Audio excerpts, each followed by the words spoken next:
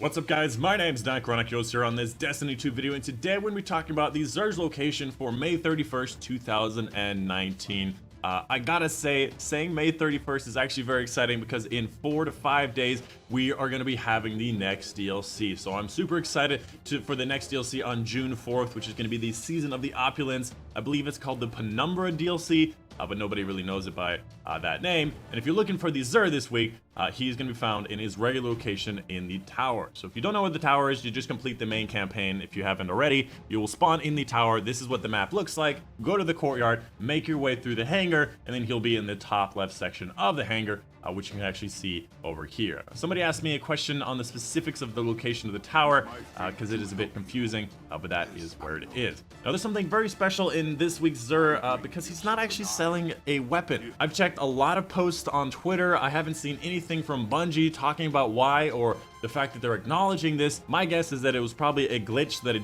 didn't get in the first place, or it was like a DLC weapon or like a PS4 exclusive weapon that they just like removed very quickly right before it came out just because they didn't want to have a problem with it.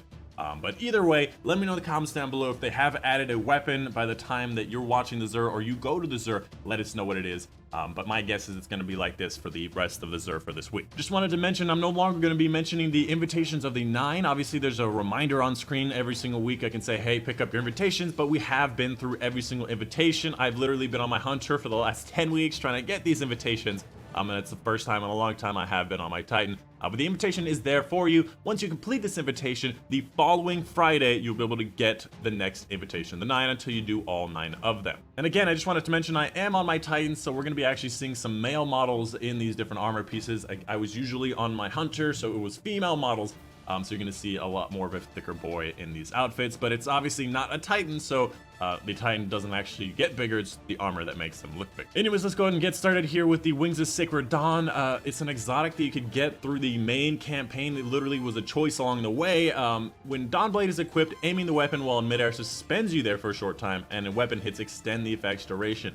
This is not useful for anything other than Attunement of Sky, where you get bonus grenade and melee energy when you're getting kills in the air. Now, this is not useful because you actually can aim down sights and continue to glide through the air while using Attunement of Sky, which is the thing you should be doing. And there's so many other combinations of exotics and perks and stuff that make that so much better. I believe there's the Sun Bracers, where you get like infinite grenades for a while after getting like a melee energy kill, and then if you do all that in the air, you get all of your melee energy and your grenades back anyways, and you just do that combo over and over.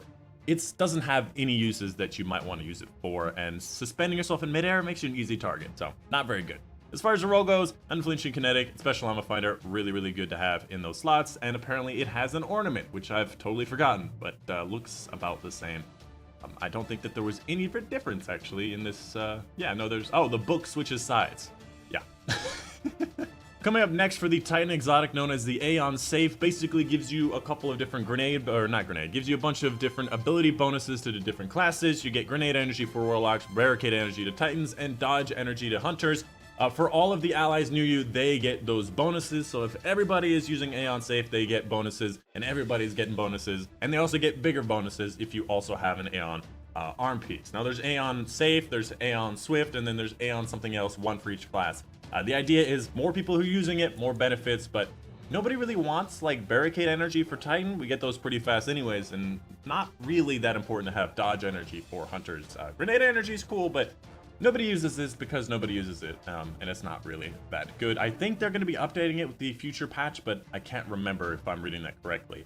As far as the role goes, hand cannon loader, these scavengers are always something very nice. And I've always wanted to know what this looks like in pink. I haven't actually tried it. What does this look like? Yeah, okay. It's exactly what I thought it was going to look like. Okay. Next up, the Hunter exotic known as the Frostys, a leg armor, kind of a similar vein to the Stompies, where it kind of has to do with sprinting and legs and stuff, but basically increased grenade, melee, and dodge regeneration while sprinting, and dodging increases your sprint speed. In my opinion, Stompies are just superior. In PvP, having the superior jump makes you a lot harder to hit, and it also has the higher top speed for your sprint, so it is the sprint boots, and the extra energy you get from this is not really worth it, especially it's in PvE. There's so many more better exotics for the hunter, because of the fact that the hunters have basically the best supers in the game, you know, things like Tether with Orpheus Rigs, you have Celestial Nighthawk with a Sharpshooter, and you have Raven Flex with the Arc Staff. You never really find a moment where you need to use this in PvE unless you don't have the other things. So it's just an exotic that has been kicked out because there are better options. As far as the rolls go, Out of Reach is okay, Special Ammo Finder is the best you can find in this column. And that's pretty much it. Again, make sure you pick up your 5 of Swords if you don't have it already for easier Nightfalls and higher scoring Nightfalls. And then of course the Faded Engram to guarantee you to get an exotic that you do not have from Forsaken and before. And that is pretty much it. That is the Xur for you guys today. Let me know in the comments down below if you have any questions, any concerns, or if you saw the weapon, let us know what it is. And maybe even let us know about the rolls or whatnot. But the rolls should be exactly the same. What am I saying? Weapons don't have. But that's it. That's the video for you guys today. Hope you guys did enjoy. My name has been Dychronic, and I will see you guys on the next one.